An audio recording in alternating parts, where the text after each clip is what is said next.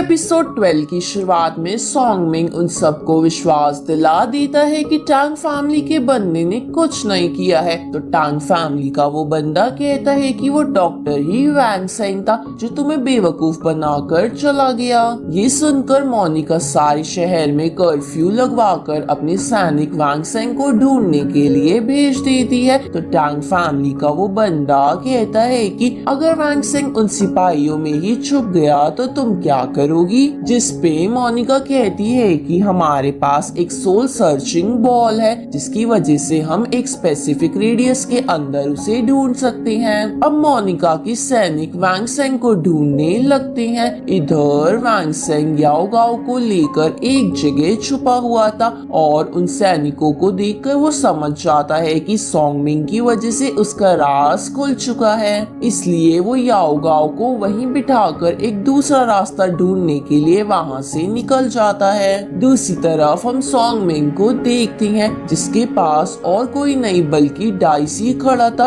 यानी डाइसी अभी तक नहीं मरा था। साथ ही ये बात सिर्फ सॉन्गमिंग को ही पता थी। इधर वैंग सेंग एक बड़े से घर पे चढ़कर चारों तरफ देखने लगता है जहाँ से उसे पता चलता है कि शहर से निकलने वाले 3 रास्तों पर बहुत सारे सिपाही खड़े हैं और सिर्फ एक ही रास्ते पर अकेला सॉन्गमिंग खड़ा है। उसी वक्त वो याओ गाओ को देखता है जिसके पीछे सैनिक पड़ गए थे, इसलिए वो वैंग सेंग को मदद के लिए बुला रही थी। पर तभी वैंग सेंग के पास वही रेड किलर आ जाती है जिससे लड़ने की वजह से वैंग सेंग याओ गाओ के पास नहीं जा पाता। तो याओ गाओ को खुद ही अपनी अम्ब्रेला की मदद से लड़ना पड़ता है जहाँ वो अपने पीछे लगे कुछ सैनिक को हरा देती है। लेकिन एक सैनिक मौका पाकर उसकी गर्दन पे अपना हथियार रख देता है और वैंग सेंग के बारे में पूछता है, जिस पर याओ गाओ उसे गलत रास्ता बता देती है।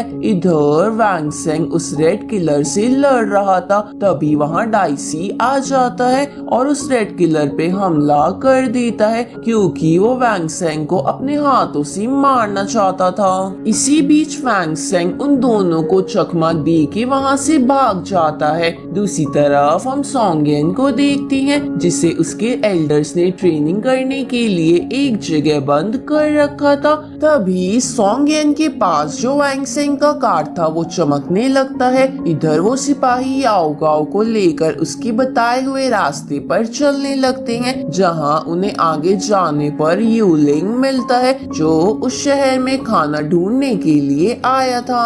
अब यूलिंग को वहाँ देखकर याओ गाओ ऐसे रिएक्ट करने लगती है जैसे यूलिंग ही वैंग सेंग हो। तो ये जानने के बाद वो सिपाही याओ गाओ और यूलिंग को बंदी बना के उन सब के सामने पेश कर देते हैं जहाँ यूलिंग कहता है कि मैं बस एक भिखारी हूँ और खाने की तलाश में इधर उधर घूमता हूँ। ये सुनकर मोनिका उससे माफी मांगती है। तभी यूलिंग उन्हें कहता है कि वैंग सेंग को तो मैंने नॉर्थ डायरेक्शन में देखा था जहाँ लैंड ऑफ 1000 जेडी का गेट था जो जगह बहुत ही खतरनाक थी। इधर हम वैंग सेंग को देखते हैं जो भागते भागते सॉन्गमिंग के सामने आ जाता है। साथ ही वो सोचता है कि लैंड ऑफ 1000 जेडी बहुत खतरनाक है, इसलिए याओ गाओ उन्हीं लोगों के पास सेफ रहेगी। अब सॉन्गमिंग उसे कहता है कि मेरे पीछे उसी लैंड का गेट है, लेकिन अगर तुम इसमें जाओगे तो वापस नहीं आ पाओगे। जिसपे वैंग सेंग कहता है कि वापस आना ही किसे है। ये सुनकर सॉन्गमिंग बोलता है कि वहाँ जाने की बजाय मैं तुम्हारी मदद कर सकता हूँ और मैं तुम्हें यहाँ से छुपा के सॉन्गयन के घर छोड़ दूंगा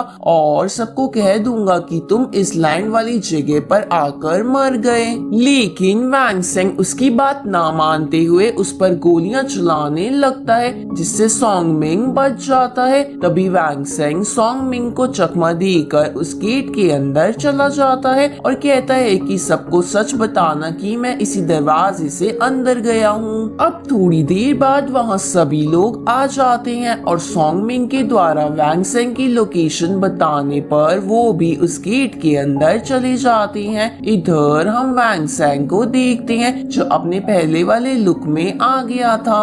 दूसरी तरफ मोनिका उन सबको संभल कर चलने को बोलती है क्योंकि वो जगह बहुत खतरनाक थी। तभी वैंग सेंग याओ गाओ को माइक्रोफोन से बताता है कि तुम इन सबको बोलो कि ये जगह बहुत खतरनाक है और इनके साथ तुम वापस चली जाओ। तो याओ गाओ ऐसा ही करती है, लेकिन वो सब याओ गाओ की बात नहीं मानते और उसे लेकर आगे चलने लगते हैं। इधर वैंग सेंग को अपने एआई सिस्टम से पता चलता है कि वहाँ पर मीथेन गैस की क्वांटिटी बहुत ही ज्यादा है जिसे सूंघने पर कोई भी मर सकता है। तो वैंग सेंग ये बात याओ गाओ को बोलता है, साथ ही वो उसे बताता है कि इनमें से कोई भी आग ना जलाए, नहीं तो यहाँ बहुत बड़ा धमाका हो सकता है। ये सुनकर याओ गाओ उन सबको सब कुछ बता देती है, लेकिन उनके कुछ सैनिक मीथेन वाले इलाके में मशाल लेकर चले जाते हैं, जिसकी वजह से एक बहुत बड़ा धमाका होता है। और इसी के साथ ये एपिसोड यहीं खत्म होता है।